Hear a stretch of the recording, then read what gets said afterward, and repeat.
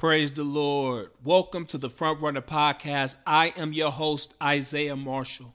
Today we have a front runner joining us, my brother, Njeri Hot HandZ Camphor. This is part 2 of a 2-part discussion that I had with Hot Hands. And if you haven't done so already, make sure you go back and listen to part 1. In this episode, we'll be talking about navigating challenges, enduring relationships, fatherhood, faith, and art, and more. We just trying to show you how to run your race to win. This is Front Runner, episode 13.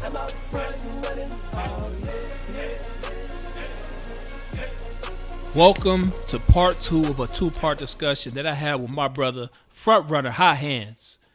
We've been having some great dialogue, but I want to start here. I want to start with something that you brought up, which is enduring relationships. I love the idea of enduring relationships. Now, your mom, single mom, raising you all, modeling her faith to you all. Like, how do you think growing up, like you mentioned your dad lived a life without accountability. Like how did your relationship with your dad affect you growing up as a young man? Probably in all the wrong ways. Really? Yeah. My dad was brilliant. My dad, he represented himself in the court of law 3 times. The 4th time he tried to be the murder case where he murdered my mom's boyfriend, and he tried to represent himself in court. The judge said, "I'm going to suspend, or I'm going to do a recess or whatever, because Mr. Camphor, you need for real legal representation for this one." So these ain't civil cases that are being tried right now, and so I say that to say that my dad was brilliant. He told me and taught me, and demonstrated and showed me firsthand that knowledge is power. Knowledge is power.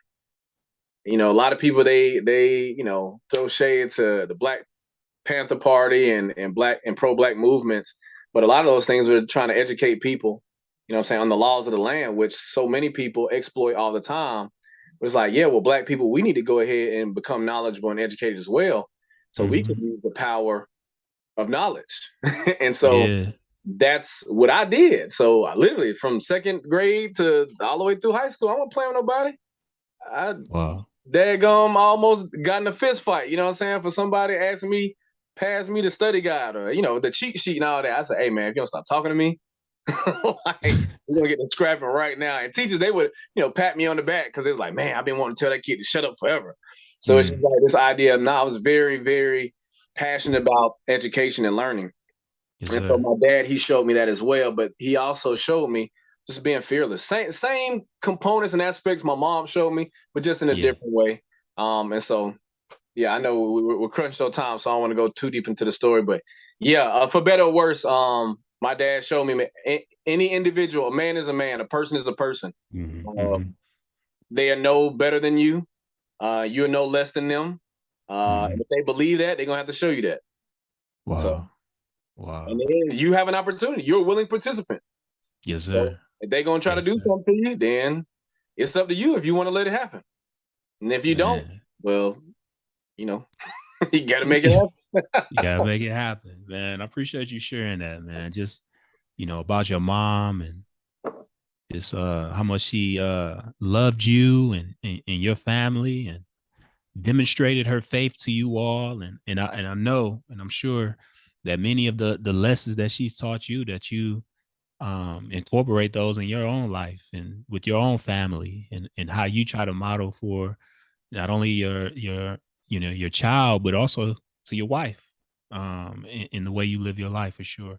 And I know even with the dynamics of your dad, I know, because my dad and I had a very distant relationship, though he was in my life. But I learned some things not to do from him, and some things that I learned that, I would say, man, what he did there, just his value of work. That brother worked, and that's something that he valued to provide in a lot of ways. Yeah. But, you know, I tell people, my dad didn't teach me quantum physics. You know what I'm saying? My dad didn't teach me about marine biology.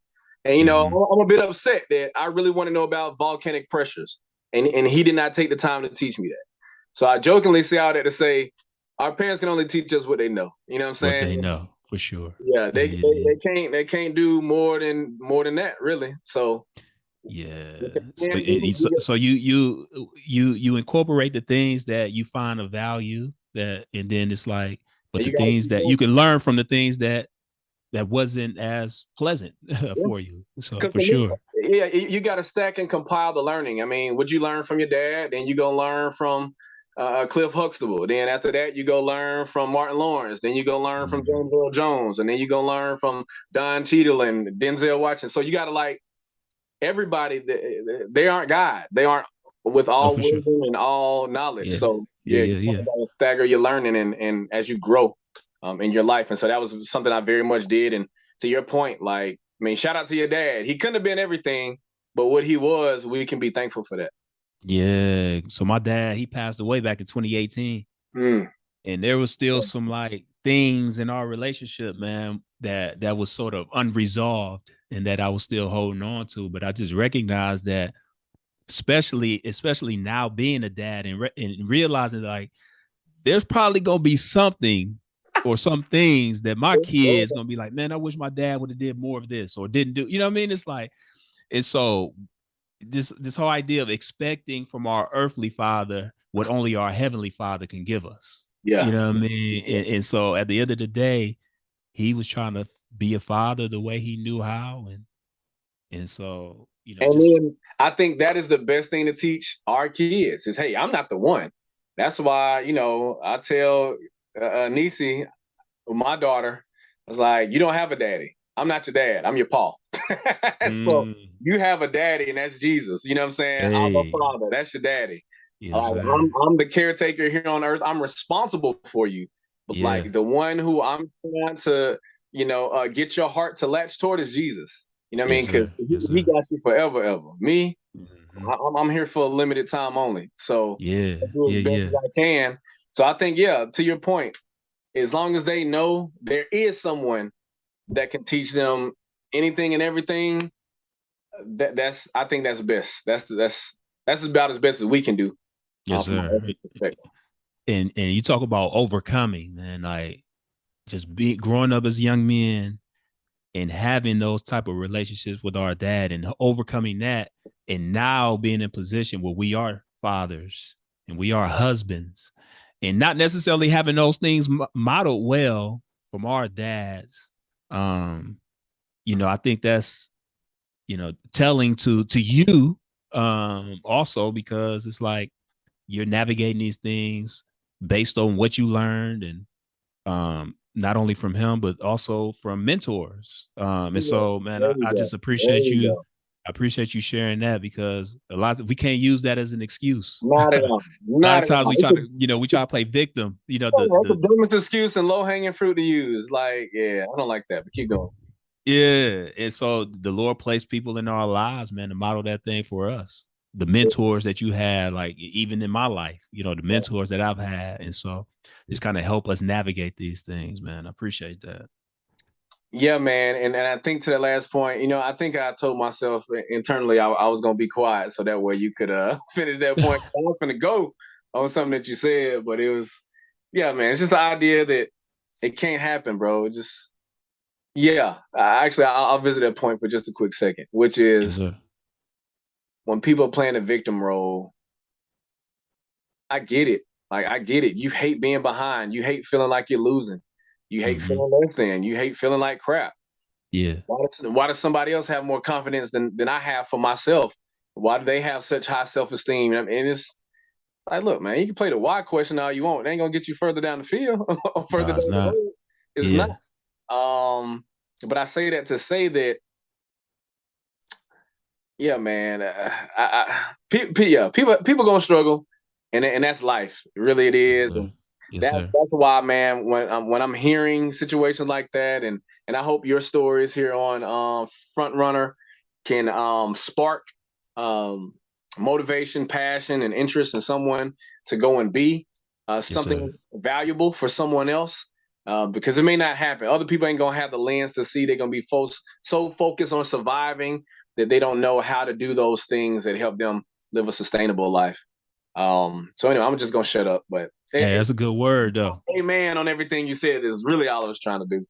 That's a good word. Appreciate that, man. Well, that's a good spot to kind of, you know, to wrap this thing up and head into, you know, these rapid fire questions where, you know, these are heart questions. And so, you know, I asked a question, you just kind of share however your heart leads. So the first question is oh, sorry. Go ahead. What'd you say? I thought of the question. I said Atlanta Braves. I was trying to ask. Not the question. So when challenges arise in your life, who or where do you look to sustain you and help you get through? 2 Chainz. So sorry about that answer, but that's what's happening right now. 2 Chainz and Taylor Swift, man. They on the rotation right now? Yeah. I was going through something the other day, bro. I had to throw the 2 Chainz on, man. Do you want an explanation behind that, or we just answering questions? What are we doing? Yeah. Like what's going on with 2 Chainz teaching you? So 2 Chainz for me, he is very much Atlanta culture. He is the highlight of just a personality of just the kind of go with itness, the bravado of just what it looks like to be Black in Atlanta and how to communicate it unapologetically. Now, of course, a lot of his content, ain't nobody really here for all that. But 2 Chainz, in a sense, could have grew up 2 doors down from me. I could have went to the same bus stop with 2 Chainz. You know what I'm saying? Just because those are the personalities I miss from Atlanta, because I haven't been in Atlanta since I was 18. I mean, I haven't lived in Atlanta since I was 18. And so I really miss it. So to feel closer to home when I'm going through a hard time, is that the question you asked? What was the question? I forgot the question. Yeah, it's like, who or where do you look to get you through challenging times in your life? Yeah, I mean, I think I was being funny by saying 2 Chainz, but I ain't gonna lie, that would be working. Wow. Let's see. If I really the Bible, really the Word, I listen to some of my own music. I think the Lord has been very kind and generous to allow me to echo some of His truths, and so there's times when I feel like I don't know what's going on. And then I listen to some of my music. He be like, yeah, you do. We've talked about it. Wow. Oh, okay. Ain't that amazing, man? That's how beautiful art is, man. It's like, even when I mentioned my dad passed, back 2018 was like a very rough year for me. Like my dad passed like all of a sudden on Father's Day.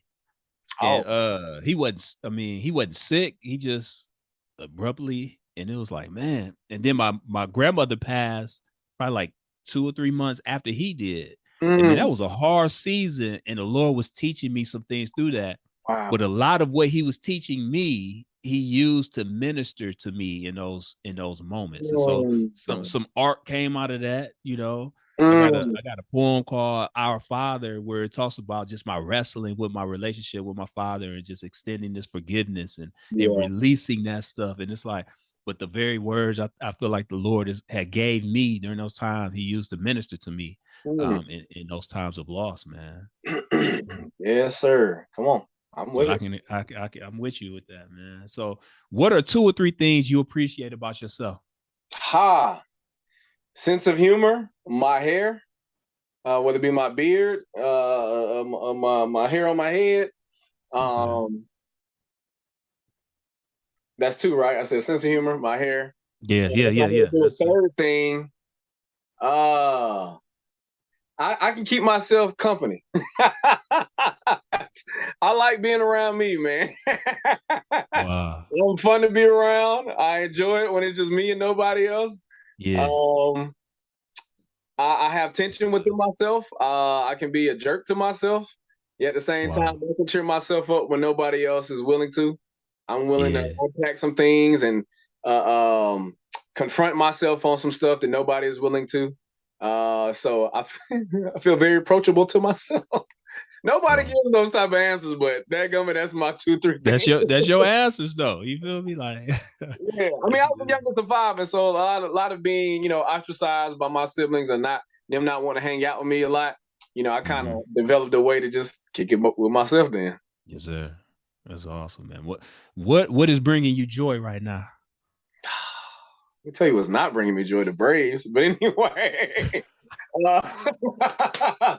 my daughter, she Man, praise brings me God. joy. My fire. Hot hands is kind of a little play on pyrotechnics and things of that sort. Nisi Fire, my 3-year-old. Just her growth and development. It's surreal. That's It's awesome, man. great. Um, I can see the Lord's handprint on her life. Yeah, Amen. it kind of makes me want to start over even with my life. Like, man, if I could have an upbringing like her, if I could have the courage and zeal and that she has, Mm-hmm, mm-hmm. she's pretty cool. Yeah, she's a smart little whippersnapper. So it's That's my daughter. awesome, man. I often think about that too, because my kids, I got three of them. My kids, they having a completely different upbringing than I had. Like, I grew up in Detroit, Michigan, west side of Detroit. I mean, it's just different. Like, they growing up, more of a suburban type life. You know what I mean? It's Yeah, like it's yeah, completely different, which is not a bad thing. But I also recognize, though, like, as parents, if we're not careful, the things that we learn from our upbringings that kind of help shape our character and our resolve and our resiliency and all these things is to not shelter them from hard things, so that because in a lot of ways their growth could be stunted in those ways. We try to keep them from things that will, those challenging things that will help them grow.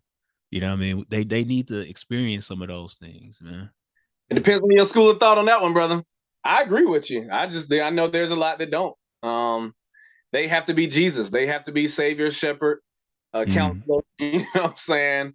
And yeah, they are going to have a strong duel with God between who's going to be God over their child's life. Is it going to be them or is it going to be Yahweh? And Hey, I just say yes, all that to say you can't keep your kid from everything, man. So you might as well just train them up to get ready for that smoke because it's yeah, coming. yeah. We have to steward, you know what I mean, and we have to teach them and train them in the ways of the Lord, like the Scripture says, and but at the end of the day, man, we gotta, Yeah. like I know for me, I have a like this thing, like when my kids go out running, they'll just take off running. I'm in my mind, I'm like, man, I hope they don't fall. I hope they, or like if they fall, I'm trying to go and coddle them, and Mhm. but like that's a part of being a kid. Like, you gonna fall, you got to learn. You're gonna cry probably a little bit, but you got to get back up, and you just got to keep going. Yeah. Very fine line between coddling and consoling, and I hear you.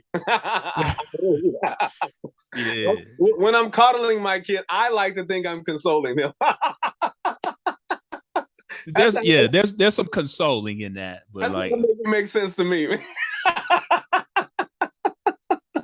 that's a word, man. Like I Yeah. said, man, it's a fine dance that we have to do, man, between being God and being a parent. You know what I'm saying? We gotta realize being a parent is not equivalent to being God. So Yes, when sir. do you let off the throttle and allow them to go fall face first?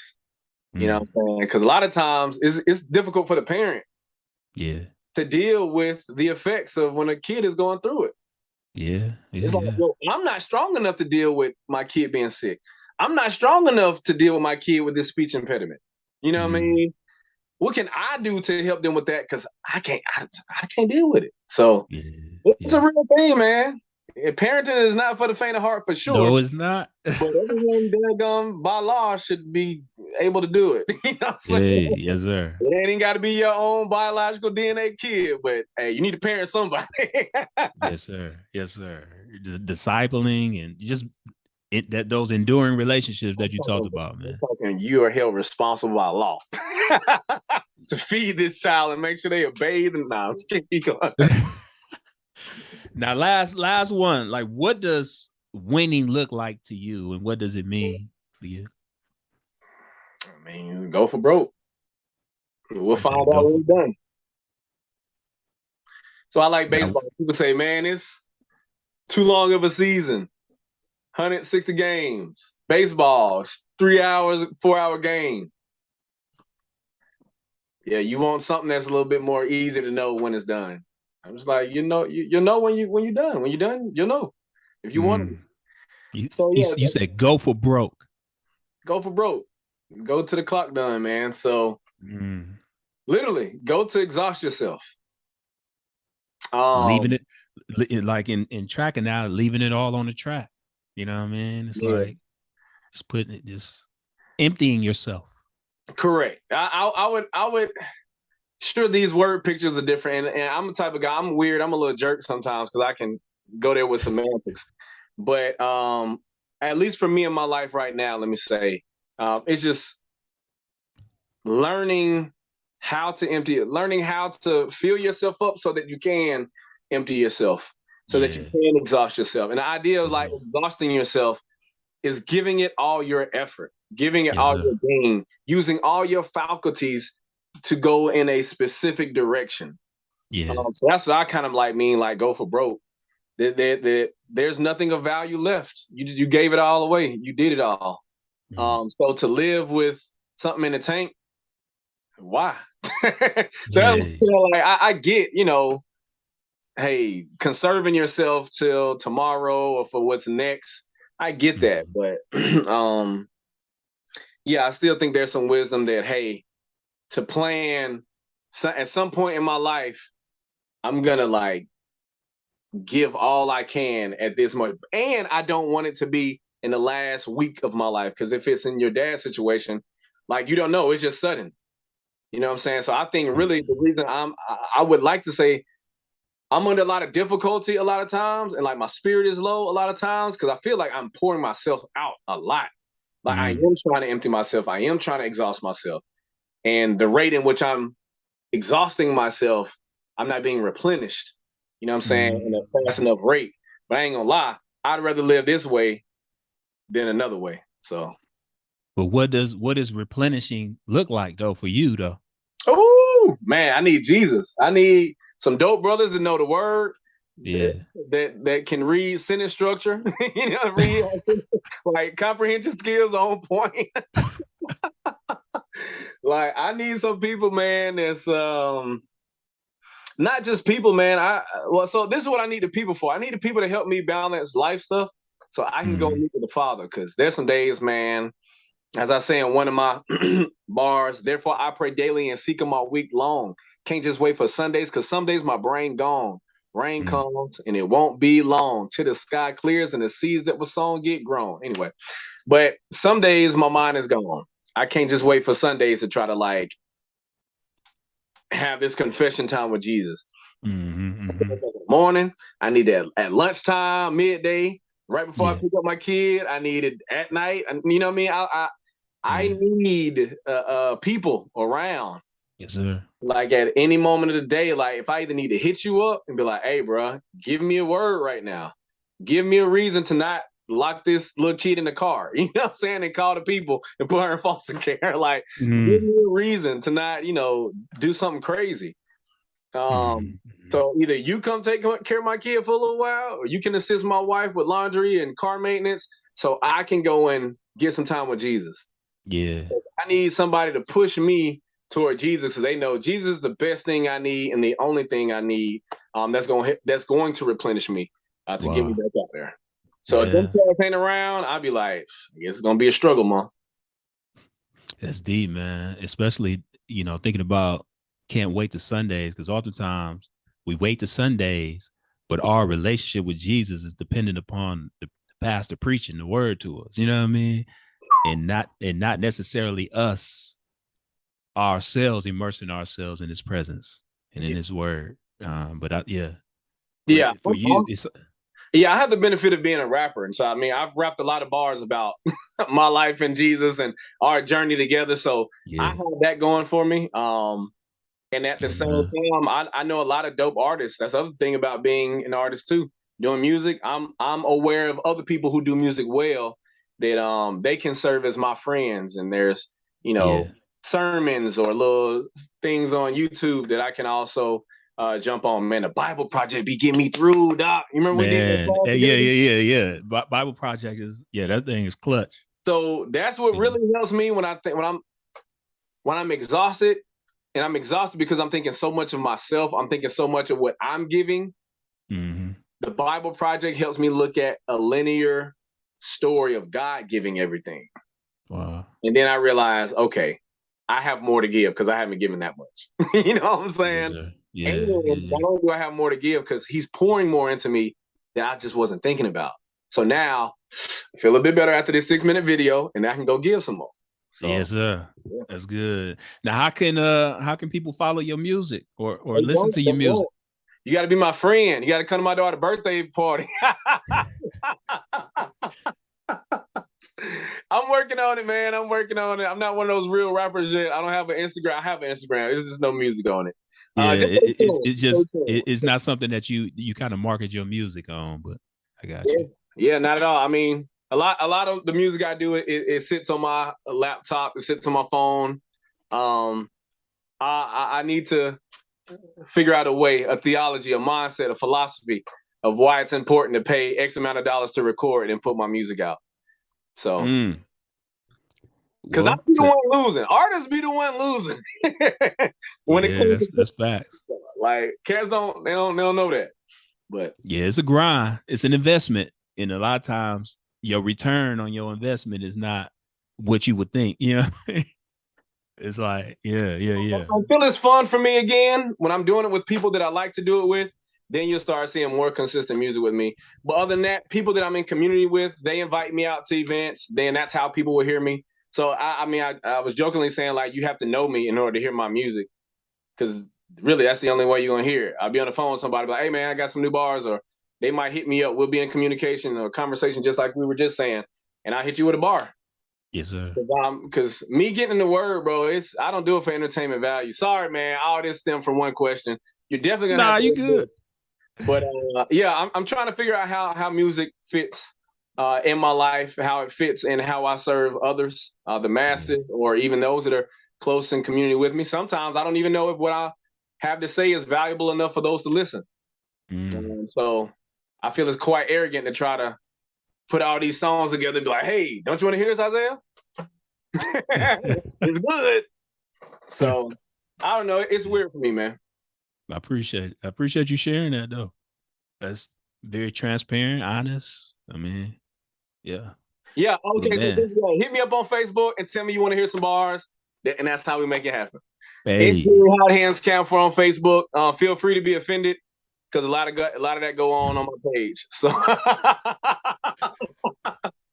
hey, if you ain't been pissed off enough that day, come to my page. It goes down. It goes down. Your quota. Unfortunately, bro, I appreciate you, man. I appreciate you sharing your heart, sharing your story. And I know, I mean, we're gonna be edified by it, man. And just your transparency, your honesty. That's my hope, man. That's needed. You know what I mean? You don't sugarcoat nothing.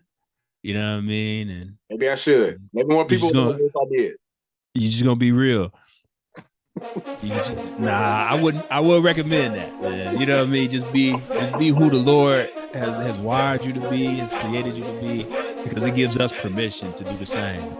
Yeah, but again, I appreciate you joining me, man. I appreciate you. Nah, this has been fun, man. Long awaited, and thank you for making the time to do that. Follow the Front Runner Podcast and share with a friend. Also, follow me on Instagram at the Isaiah Marshall. Subscribe to my YouTube channel, which can be found in the show notes. And while you are at it, be sure to check out all of my released spoken word poetry projects anywhere you stream music. Thank you for supporting my creative journey. This is the Front Runner Podcast. Until next time, blessings.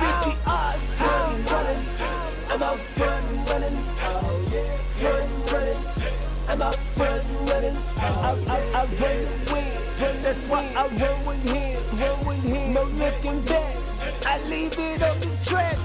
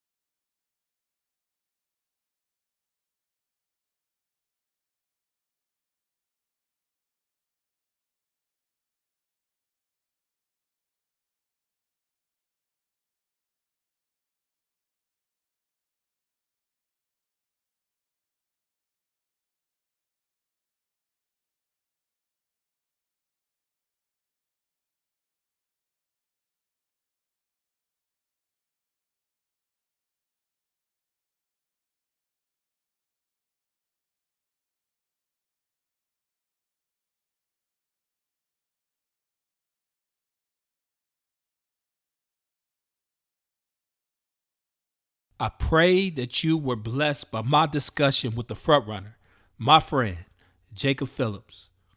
If you ever felt like an underdog or that the odds are against you, be a front runner. Take risks, bet on yourself, run your race, and run to win.